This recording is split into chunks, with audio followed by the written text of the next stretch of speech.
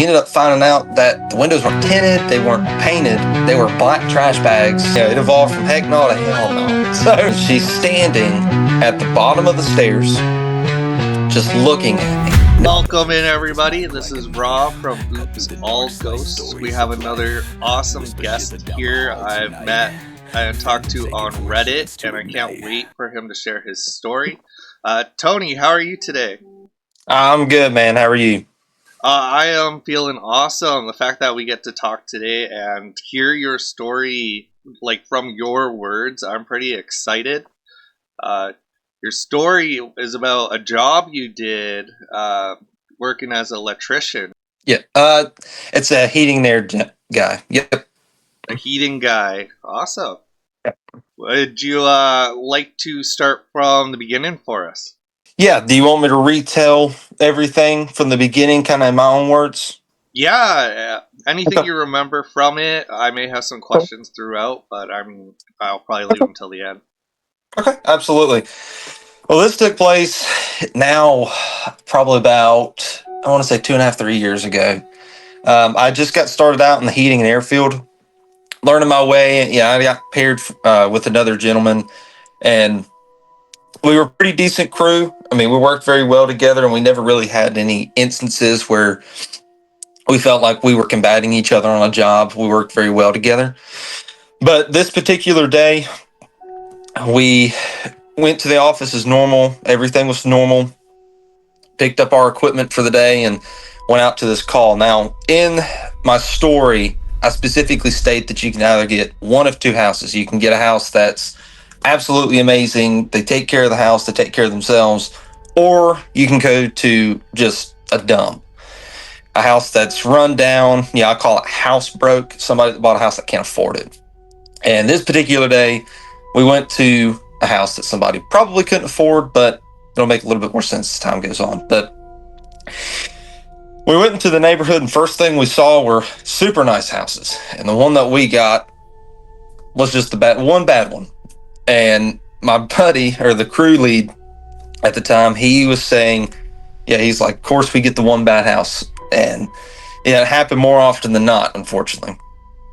Well, we pull into the driveway, and normal procedure, lead goes, introduces himself to the family or person. Then I go grab tool bags and get set up. But with how the house was, it was very eerie. The house itself looked okay, but the windows were solid black. You couldn't see in them. The front yard was overgrown. There was decorations in the yard that looked like they had been there for 20 years. The driveway was all busted up concrete from big oak trees with roots coming under it, cracking the concrete, all that stuff. And the trees too, they were super overgrown on her side.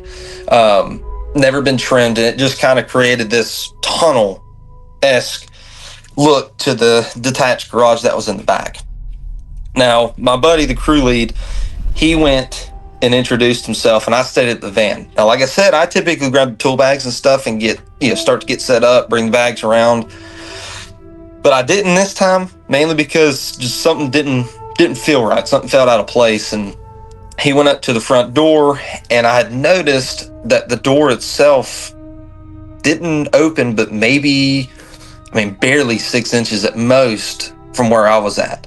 And yeah, he introduced himself, talked to her for about 2 or 3 minutes, came back to the truck and kind of looked at me weird, gave me a look of uncertainty, very concerned. That's a better way to put it. He looked concerned. And I'd asked him, I said, what's going on? He just kind of looked at me with a side eye and walked away. Told me she wanted to meet him around the back of the house. So I got the tool bags and stuff, walked around, and this house in particular is on a very, very heavy grade, which means the back of the house is taller than the front. So the back had a normal door that goes into the basement, which there is a garage type area. It's more like a workshop that you walk directly into. And then there's a half wall that separates this room from the other side, which is where I was working in particular. Now, the very first thing that I noticed walking into this house is it is incredibly dark. There's no light. I had to go in with a flashlight because there were no lights. You turn the light switch, nothing turned on. So I walk in, and just as I walk in, the homeowner had actually went upstairs, and I walk around the corner to the crew lead, which we'll call, his name was James, and he asked me to just kind of get set up and start tearing everything out. Again, it's very dark, so I didn't get a really good look at his face, so I couldn't tell you if he was, if he had a weird look on his face. So I started tearing everything out, and everything was going fine, but the whole entire time, I felt as if something was off. Something felt weird. I was just super uncomfortable the whole time. And you'll get that feeling kind of early into your career, going into random people's houses, being there for hours, all that stuff. But this one in particular had a different feeling. Something felt very off. Now, the piece of equipment I was working on was being illuminated with a little job lamp, which is just one little bulb with a silver shroud, and it just illuminates a little space. That's what I was working with. And every time I turned around, the space behind the light, the backdrop, was solid black. I couldn't see anything. So it almost felt like I was in an interrogation room. And I'm pretty sure that's actually the words that I used in the story that I wrote. But the backdrop was solid black, couldn't see anything past it. Well, I turn around, and I'm cutting a couple wires and stuff to get it out of the way. Well, when I cut a wire, it was actually live. So sparks fly, lamp turns off because I tripped some sort of breaker. So I get up, walk to the breaker panel, and I flip the breaker. Now, the other weird thing was the breaker I flipped that was tripped was the only breaker that was on. The rest of the breakers in the panel were off. So that tells me that either one, she's weird, she wants to conserve energy some way, which, doesn't work like that. But maybe in her mind it did. But I flipped the breaker back, and the moment I turn around, the homeowner was standing there. She didn't say anything, just peered at me weird. And she was about 5 foot tall, maybe. She was old, mid to late 80s, I would assume. But she didn't say anything to me. But as I turn around, she just didn't say anything. And the only thing I could get out was hi. And not a word. Not a word. She just looked at me. She smiled, and then she walked away. Now, the weird thing was as she walked away, she made no sound as she walked. No sound. But she was walking. I mean, you could tell. I mean, she had hard tennis shoes on. So you'd be able to hear her walk pretty well. Was, the house creaky? Like you walk through the house. Would it be a noticeable step, or...? Yeah, well, where we were at, it was a concrete slab. In which, obviously, you wouldn't make a ton of noise walking on a concrete slab, but you would make something. She made no noise. Nothing. Zero. Wow. And you're talking about the creaky house. Well, when she walks upstairs, she made some noise, but not a lot. And later on in the story, there's a particular part about her walking around upstairs and all that stuff. But she walked back. I got an eerie feeling, so I went to take a break for a minute and came back. It was about a 10-minute break, but came back, finished up a couple things, and I got to a point with installing the new equipment to where I actually needed help with something. I didn't really understand how to wire up a particular part inside of the furnace, so I just left it alone, waited for our technician to get there that was going to help us out with that. And so James took a break with me because it was around lunchtime that this happened. So we sit down, ate lunch, all that good stuff. And about that time, the technician got there, which his name's Arnold, and he was a really, really good guy. He's like-minded like me. He's a Christian man.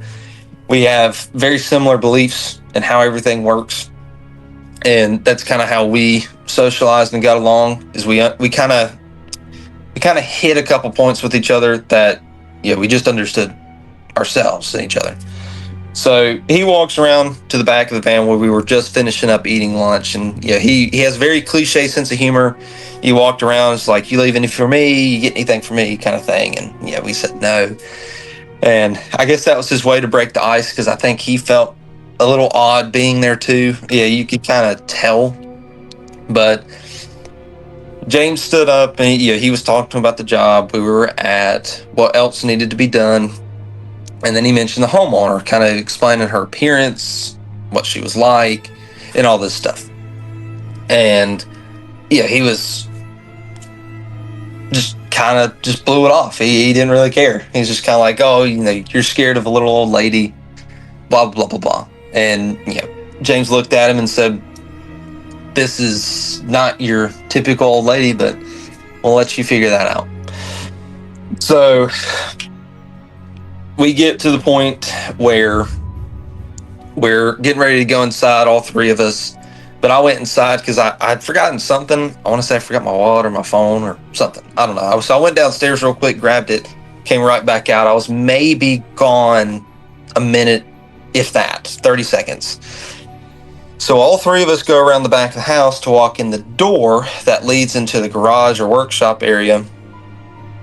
And our tool bags, James and I's tool bags, are sitting by the door.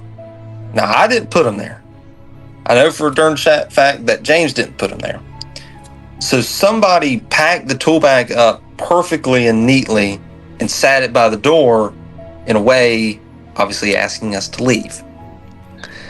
Now, I got spooked big time. James got spooked big time, and he saw it, turned around, and sped walked back to the van. Because him and I had both just had this eerie feeling the whole time. And Arnold had no care in the world about it. He didn't care. He was just like, "Oh, y'all are trying to mess with me. Y'all are trying to scare me." And James comes back and he's like, "Dude, this isn't, we're not trying to mess with you. Like, we didn't do this." And Arnold being Arnold, he just kind of blew it off, didn't think anything of it, and he just walked right into the garage. So we go around to the unit, get a couple things fixed up. We're setting up kind of the wiring schematic, following wiring schematics, wiring a couple things up, getting the equipment set up and ready to run. So we begin to go upstairs. Now Arnold leads the way, because at this point James and I are just we're mentally checked out, because we just don't like it. And we've been there for about 6 or 7 hours at that point, and we were done. We did not want to be there. So Arnold leads the way, and he opens the door from the garage into a separate sitting room, which for my area, that's very normal. Your basement is garage and then another living room. It's just space that they used up. And in that living room type area, every piece of furniture, everything, I mean, there was an old arcade machine in the back. All of it was covered in this white plastic. And it was just like the horror movies. I mean, you see the horror movies where every piece of furniture is covered in this white plastic. It's clear white plastic with dust and stuff over top of it. And it was just eerie. And the feeling that James and I had to begin with got even worse after we opened the door, because we hadn't went upstairs the whole time. I mean, we had no interest in going upstairs, nothing. And like, So, your bags up front, like that didn't change the vibe, or did you find there was a change in the vibe when you noticed your bags at the front door? well, I would say that was a change in vibe, but the problem is we were already so freaked out that it just added on to the feeling we already had. So we went from even more of oh heck no to even more so. It evolved from heck no to hell no. So we were very done. I mean, we were not. We were clocked out for sure. I mean, we couldn't do it. But Arnold being there kind of gave us this extra push to get the job done and get out of there. So, open up the door. Arnold leads the way, and he yells or hollers up the stairs, "Ma'am, we're going to come upstairs and we're going to install your thermostat." And We didn't get a response, nothing, but we heard somebody walking upstairs, so we assumed, yeah, let's go ahead and go upstairs, because typically we like to get validation to come upstairs to be able to obviously enter their personal space, to where we're not just invading their privacy. Even though we are at their house, we still like to get that permission. So we walk upstairs. Arnold's first, James is behind him, and then I'm in the back. And as we're walking up the stairs, we get about halfway up, and I get this just overwhelming feeling to look behind me. So I look behind me, and she's standing at the bottom of the stairs, just looking at me. Now, again, she's a little old lady. She's wrinkly as hell. And the way she's looking at me, she's looking up the stairs. And again, there's no light. We have our flashlights out because none of the light switches are working. And we look down, and her eyes, she's basically a solid black silhouette. And her eyes are glowing with this dim white light. So everything's black besides her eyes. And I'm just freaked out. Yeah, I'm just overwhelming feeling of just get out. And I look up, I tap James on the shoulder. I said, she's behind me. And he looks at me, and he looks over my shoulder, and he sighs, and he goes, there's nobody there. So I turn around, and sure as world, there's nobody there. But I had this thought in the back of my mind. I was like, where was she hiding? Was she hiding in that room? Where was she? How could she have just appeared out of nowhere? And who is upstairs? Because we had the impression that she was going to be the only one at the house. Well, about that time, Arnold gets to the top of the stairs, and he says, hello, are you Miss Brown? And she responds with, sure. Now, if you're any normal human being, if somebody addresses you as, Miss Brown or Mr. Brown, your first, if they're asking that's who you are, of course you're going to respond, yes, that's me, or yes, or whatever. Not sure. Almost implying that there's a possibility that you're not. Like, was the John Smith situation, yeah. I mean, it was just, and kind of go off track here for a second. In kind of my life and, all the studies and stuff that I've done on either the supernatural or some sort of demonic or spiritual realm, a lot of the times when there's a form of possession, the person that is possessed will actually refer to themselves as it or as something other than Mrs. Brown or Mr. Brown, for instance. So it kind of later on in the story, I mentioned the thoughts and stuff that I was having as I was leaving, that she was possibly possessed, but we never knew. I mean, we never really looked into it very much. Didn't really have an interest to look into it, because that was probably one of 2 or 3 times that I've ever had a face-to-face confrontation with a spirit or a demon. I've had, kind of throughout my life, I'm in my mid-20s, all throughout my life, I've experienced a couple of different things, and, there's been a couple of things that I just can't explain, to be honest with you. But, when she said sure, it kind of went back to those studies, like, that's a very abnormal response to have, especially for somebody that is possessed or under influence by some sort of spiritual possession, is that they don't refer to themselves as that person that they are embodying. So he responds, we go up the stairs, and he gets one light to turn on, and it's an overhead light to a stove in the kitchen, which is right around the corner from where the thermostat is that we need to put up. So he talks to her, he's asking her where the thermostat stuff is at, and I'm freaked out.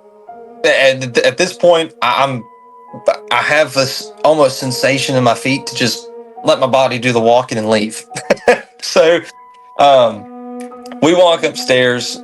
James and I stood in the kitchen while Arnold put the thermostat up. And the whole time, this old lady is just staring at Arnold. She is completely freeze framed. It's almost like you hit pause on a movie. I mean, she is perfectly still staring at him as he's putting this device up. And James kind of looks at me weird. And he finishes putting it up. He was like, all right, thermostat's up. I'm going to teach you how to use it. And he, in the middle of him saying that, she completely interrupts him. And this is the first time I'd heard her speak. And she says, how many kids do you have? And immediately, I'm just, I just got this, like, what the F? Yeah, like, what in the world is going on? Goosebumps just hearing you. Yeah, and it almost, I don't know if you've ever been so scared to the point to where you have tears in your eyes. That's the point that I was at. I mean, I was so freaked out and scared when she said that I'm like, I froze, got chills, and my eyes started tearing up. And I didn't know what to do. And she said that to Arnold, and she starts naming them. She said every single one of his kids' names. And she said, there's one more. There's one more kid, isn't there? There's one more. And he just kind of looked at her and he was like, excuse me? And she had mentioned the child that his wife was pregnant with. Now, not a lot of people knew. It wasn't something Arnold went flashing around, because I want to say his wife was only probably a month pregnant, maybe. But nobody really knew because he wasn't going around telling everybody. And I knew, mainly from mid-conversation with him, and he went from having like this defensive dad mode to being scared. I mean, you could look in his face like, how does this lady know? Go from like calling out his kids to the like, how does this lady know that we're expected? Yeah, exactly. Because from just from being attentive, she had no technology, no devices in the home, no TVs, no computers, no cell phone, no nothing. I mean, typically on the job file, we're gonna have tidbits of information like her cell phone number, her email, all that kinds of stuff. There was nothing. There was no way to get in contact with her. It was just show up to the house and hope she's there. Oh. And yeah, so there was no nothing. And she says that, and James books it. He books it down the stairs, runs out behind me. I mean, he's done. He just took off. And I'm standing there because I'm just completely froze. I can't move. I cannot move. And Arnold, he's the same way. He's just standing there. And she looks over at me, and I'll never forget this till the day I die. And she says the name of my unborn child 3 times. And 3 times. And I'd never told anybody that we actually had a name for her.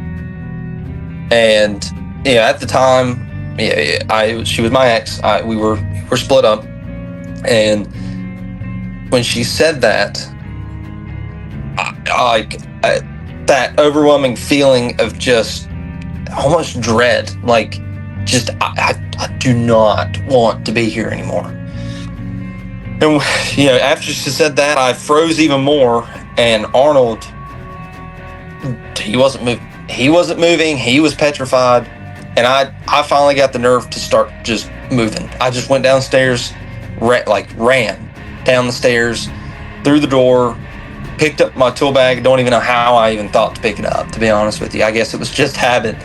So I picked it up, ran out to the van, sat the bag down, and got into the work truck, and James is sitting at the driver's seat, and his exact words were, "Getting the F out of here."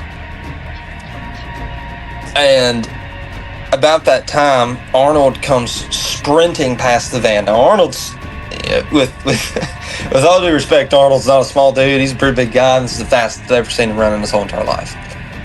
And he gets to his work van, he drives away, and we take off out of there.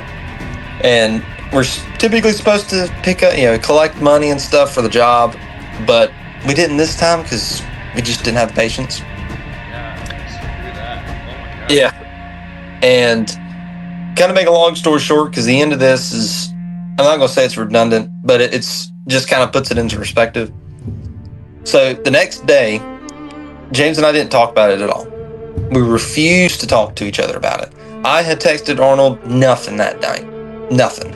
He didn't even text me. I think it took him 2 days to respond. And we get back to the office and we get called in because we didn't collect the money. And the boss is asking us questions like what happened, and then James just goes into a spill, starts telling him everything. And he had no care in the world. He just looked at us and said, "Y'all didn't collect the money." And kind of at that time, we were just like, "All right, well, this dude doesn't, he doesn't really understand he doesn't understand the magnitude of what's going on. I mean, this was pretty crazy. We borderline quit our jobs because of this, and you're just gonna sit there and just ask us if we collected the money." Yeah, why would 3 grown men not want to collect the money from this job? From this old lady. That was kind of the whole thing. The whole entire time was, it was an old lady, harmless on the outside, sweet until you got to know her. And to this day, we don't talk about it. And this has been years. I've moved on to a different job title, same thing as James, and Arnold is actually at a different company now. But we don't speak about it at all. Never mentioned it, never talk about it. I think maybe once I've said something about it. But if that tells you how scared we were that day, that should tell you. Nope. 3 grown men won't talk. Oh, wow. I got so many questions for this. I swear, hearing the old lady, I got goosebumps all the way down my spine. I'd be out so much faster than you guys. Wow. Yeah, to be honest with you, man, I don't understand. I really don't know why I didn't take off either earlier. I mean, I should have ran before James ran off, and James ran off before Arnold and I. Yeah, and to have that third person there and the mood change for him as well, it sounded like he was kind of jumping in all fresh perspective, and then to get called out like that, I couldn't even imagine a scenario where a stranger calls out your entire kids. Yeah, your whole entire bloodline. I mean, it was that in itself, because to this day, I don't know how. The only thing that makes sense is that she was possessed. She was possessed by a supernatural being, and that's how she was able to know all this information. Because she knew James and I were coming, but she didn't know Arnold was coming. Arnold was a last-minute decision because we needed help. And so for her to have premeditated this and to be able to collect all this information at one time, to almost develop a scare tactic, I don't know, in a way to not pay, I don't know. But she didn't premeditate this. This was on a whim. I don't know how, but yeah.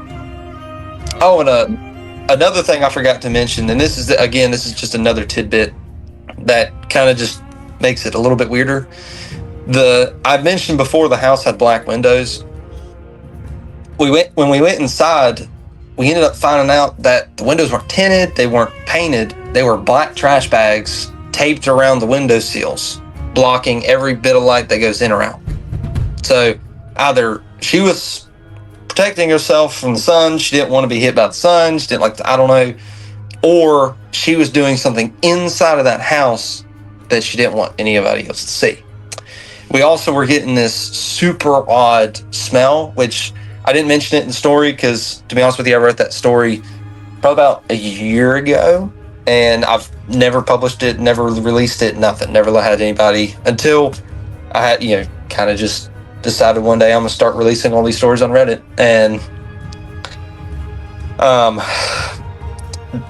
now I know now that it was actually a sulfur smell, and sulfur is a immediate piece of evidence that there's some sort of demonic or dead spirit present. So I'd mentioned it before, but I didn't mention it in the story. But she definitely, some sort of demonic possession was going on. Some sort of possession was going on that I just can't explain. Wow, so the smell, the eyes, the just like almost disappearing, like when you guys were working on the stove, like was she already there to kind of like watch, or did she just like appear out of nowhere? No, I mean, well, when we walked up there to put the thermostat and stuff on, Arnold had greeted her. So I'm assuming she either had walked around the corner or she was there in the area whenever he walked up there. Because when James and I got up there, they were already talking. So honestly, I don't know. And I would have more information with you if the two other gentlemen would talk about it, but it spooked them. It spooked them bad enough that they don't talk about it at all, ever. In another piece of information, James actually, like maybe a week after that, started going to church. He was never a church man until that day. No, honestly, he was against it. He didn't believe any of it, and then after that day, he was like, nope, I'm going to church now. Get it? Yeah, no, honestly, I'd be calling on a higher power too if I was ever put on a situation like that. Wow. Oh, yeah. So you said there was an arcade room there, and as soon as you guys opened the door, like everything kind of like flipped the switch on your story. Like, what was that energy like? Like, are you able to like remember the feeling? Yeah. Oh, yeah, for sure. Again, this is something I'll never be able to forget.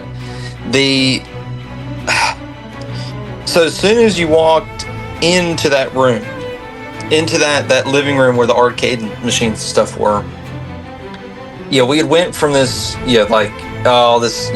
this lady's creepy, this house is creepy. We walked in there to, like, it just feels ancient. This house feels like nobody's been living in it for years.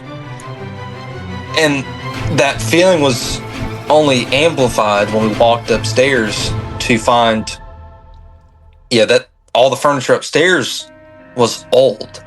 Everything was old. The stove, the microwave, everything was just super, super old, but all in great shape. I mean, it was almost like walking into a time capsule back from like the 60s. And it just felt old. It's the best way I can describe it. And everything just felt really old and ancient and just, I don't know. But it went from feeling like this place is creepy, I don't want to be here, to just everything felt, it felt like we stepped back in time and we were stuck in like this particular era of U.S. history. Because I mean, she, even as far as she had JFK calendars on the wall. Wow, it's cool how history like holds that presence. I was just talking to another person who found his old house had the railway system or part of it, like where they kind of kept people. And he said the same feeling, like undisturbed old presence to it. That's interesting. Huh. Oh man, I had another question there. What was it? Now it's on the back of my head there. So you've been researching this stuff. Is that something you've always been into, like researching there, or is it like after this situation? Well, before it, I had looked into it a little bit because I'd be lying if curiosity wasn't my worst enemy, and it kind of reading a couple different stories and experiences from other people, with similar interactions or confrontations, and yeah, I mean, I'd studied it for about a year and a half, 2 years, and just on and off. And I'll use this as kind of direct example. Even if you go to, like, say, the Holy Bible, there's a couple things in there that talk about, ancient, evil priests and or spiritual deities or spiritual possessions that are eerily similar to what I experienced.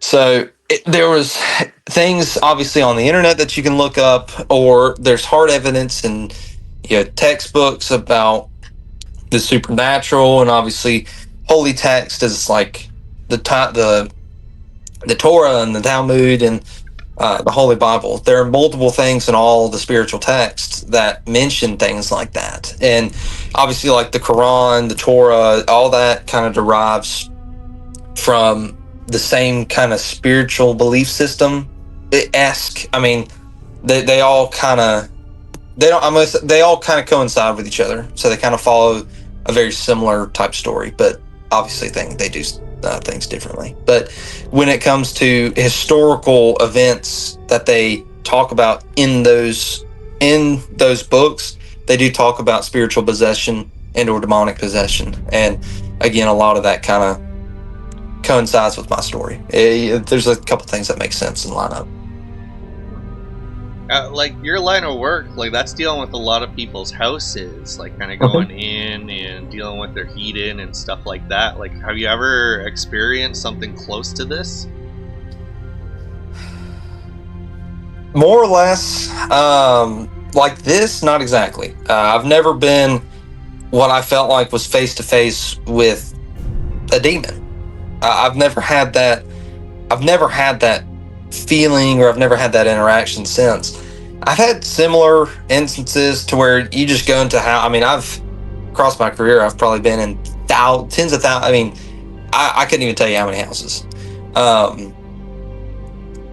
But no, I mean, I had one instance where I went to a house of this gentleman that had, he had photos of Baal, which is I'm trying to remember this, but Baal is just he's a demonic entity that, like, the Satanic Temple and actually Scientology worship, and they almost use Baal as a way to tie in the supernatural and humanity to, I'm not going to say make sense, but they tie it in together to almost make it this, we are one with the supernatural. And this particular house I went into, I mean, not to get too graphic, but he had photos and stuff of, like, either his partner or his wife in lingerie, and I'll just leave it at that. It's a lot more violent than that, and nude all over the walls, with pictures of Baal, the demonic entity, also all over the walls. He had incense and stuff that he would burn, which is also another. It's a demonic ritual that people will perform to summon a demon, and as well as he had, what else he had? He had old Polaroids stacked up, and I didn't see any of them, but the title of the box where the Polaroids and stuff were at was rituals. So I don't know. And there's a lot of people that say that you can see the supernatural through a camera lens. So taking photos and stuff, you'll be able to see ghosts or entities or something like that. And people claim, and I've never tested it and I never will, but if you use a Polaroid during some sort of ritual or trying to find some sort of ghost or something like that, you actually use a Polaroid camera to catch it better. Apparently, it gets it in such a frame rate, a shutter speed on that Polaroid camera that it captures entities and spirits a whole lot more effectively. Yep. Wow. find stuff like that, like usually like that's tons of people coming together and be like, we're getting experiences through this camera. So I'm always Mm-hmm. interested in finding this stuff, and then like for you to walk into a house and see it and this laid out in somebody's home. Yep. Oh yeah. And that was, more or less, that was kind of the premise of the whole. It felt like that was the premise of the whole property. It was almost. It felt like we were in a studio. We were being watched. We were being set up, and it being feeling like we were straight out of the '60s. I don't know if, yeah, and this crossed my mind too, and I don't know if this lady unfortunately has been possessed for since the '60s, or possibly. I honestly, I don't know, because like I said, it felt like we were stepping into a recording studio to be filmed or mocked or something. We were being set up. Almost like a show in it. Mm-hmm. Like it literally, like you could make a movie out of your script there entering this house. Jesus. Yeah, yeah, it's kind of insane. Yeah, I used the Truman Show. Like that's a good example. Right? You said your boss like shipped you back to go get the money. Like, did you have to like meet with the old lady again, or what happened Well, after? I didn't go back. So what actually ended up happening, because I know now. So James or I did not. We did. Neither of us went out. We refused to go back, and actually, James ended up getting wrote up because of this. Since he was the crew lead, it was his responsibility to collect that, to collect the money and all that stuff. And he didn't go back, and I didn't go back. So come to find out, they sent a collections, not collections officer, but it was a part of our collections department for people that obviously refused to pay, and sent her out there to get it. She ended up getting it, but she swears up and down she didn't get anything weird. So I don't know. There was really nothing after the day that we went. Never heard anything. Wow. So yeah, I mean, like, I wouldn't want to go back, and your boss fighting you. That's a whole thing together. Mm-hmm. Wow. I mean, it sounds like you got a little bit of the story of what happened there afterwards, but kind Yeah, of I just mean, leave it a mystery now, right? kinda. I never. I mean, I know the lady's name, and I'd be lying if I said I haven't looked her up before, but I didn't find anything weird. I mean, the only information I got about her was that, ironically, she was born in 1968, and that would leave her at the time. Oh Lord, now I got to think about this again. But that would leave her at the time, being, it would make sense how her house and stuff was set up. Almost feeling as if we were straight out of the '60s with a calendar in her house with JFK. I mean, it was out of the '60s. Well, I can't emphasize that more. Like, I'm pretty sure the appliances and stuff were from the '60s. Jeez, just sitting in history right there. Mm-hmm. And it's crossed my mind a couple times too. Maybe the calendar and stuff was symbolism or something along those lines to almost her possession time, where she was possessed. Yeah, because a lot of the times things like that will get missed, and they don't. The possessor doesn't feel the need to change the time on the calendar or anything like that. So maybe, I don't know. Maybe she's been possessed since the '60s. I don't know. Who knows how long? Like the fact, like you were saying, you guys were going up the stairs, and you saw her at the bottom of the stairs doing creepy stuff, and then it, like from what I heard, is she was upstairs.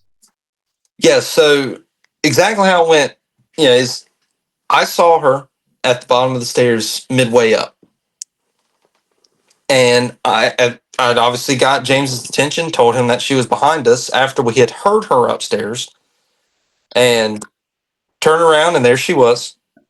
But James didn't see her.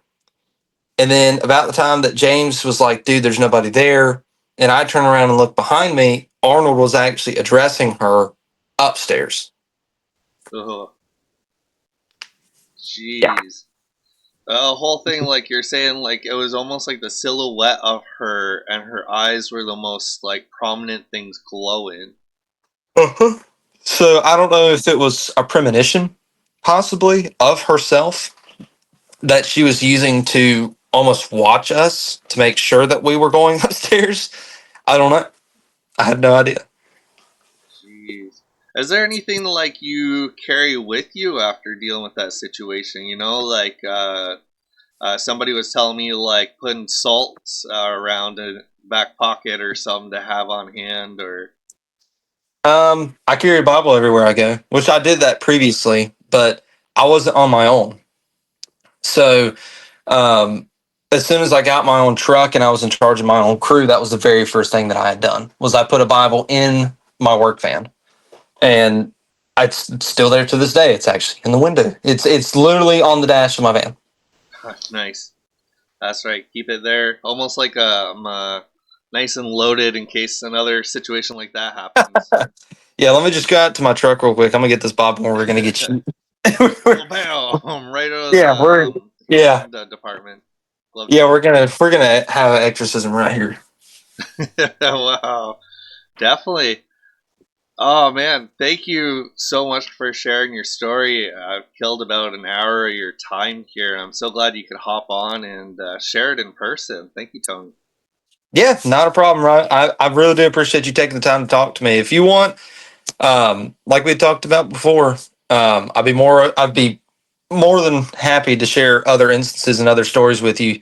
But there will be kind of instances where I won't be able to go into various detail because outside of this one, there's very few that I have that I've written about my personal experiences. So, um, if you ever want to speak again, ever have me on again, I would be more than happy to talk to you about other stories and other instances. Yeah, I'd love to chat with you, Gad.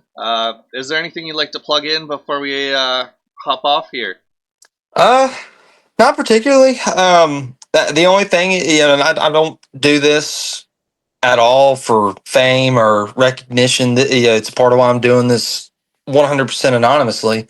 Um, is I feel as if there's a story to be told from everybody. If it's you know a very small story about how you were heartbroken at 18 years old and you still haven't been able to forget about it, or things like this to where you've had this crazy spiritual encounter, or it's just a psychological or some sort of story that you feel as if you need to get off your chest. I feel as if everybody has one, and I would love to tell it. I mean, this is definitely I'm very I love doing things like this, and this is I don't know. I feel like I have a passion for it, and I feel like I'm okay at it, telling a story, maybe writing it down. It takes me a little bit of time to get it done, but there's a story to be told in everything, and everybody has a voice. It's really cool seeing different perspectives and ways like people's lives go out because the world's so vast and so different. Mhm. It's amazing hearing these stories. Oh, absolutely. And there is so much that we don't know about. I mean, the world is nothing but unknown because we tend to put ourselves in this bubble to where we almost get too comfortable in the situation that we're in, and we don't reach out. We don't have this personal experience with other people, and we don't have these conversations. And it's a part of why I really appreciate what you do, because this is definitely a good way to get those things out and to show people they're not alone in certain aspects of life. And it's definitely awesome, and this is what we're missing, I feel, as a society, is sitting and talking and having these conversations. So again, I really do appreciate what you do. I mean, this is awesome. Thanks again, Tony. I'll have to be in contact and we'll have to set something else up again. Uh, Yeah, absolutely. Have a good day, buddy. Thanks again. You too, bro. Yeah, not a problem. Bye now. Wow, that was awesome. What, like, that situation's so real. It's not just like something in the corner of the eye, but like a conversation there with your job. Like, have you guys ever been in a situation like that with another person, a demon, whatever it was? It creeped the heck out of them. Like, my favorite part is doing these, like, you hear the person tell the story live in their own words, and like the way they word it is so real and so raw. It's like he said, like that conversation, the opening, the humbling, and just hearing it and taking it as is, you know. I'm just saying, I love this stuff. Anyways, guys, that was the interview for today.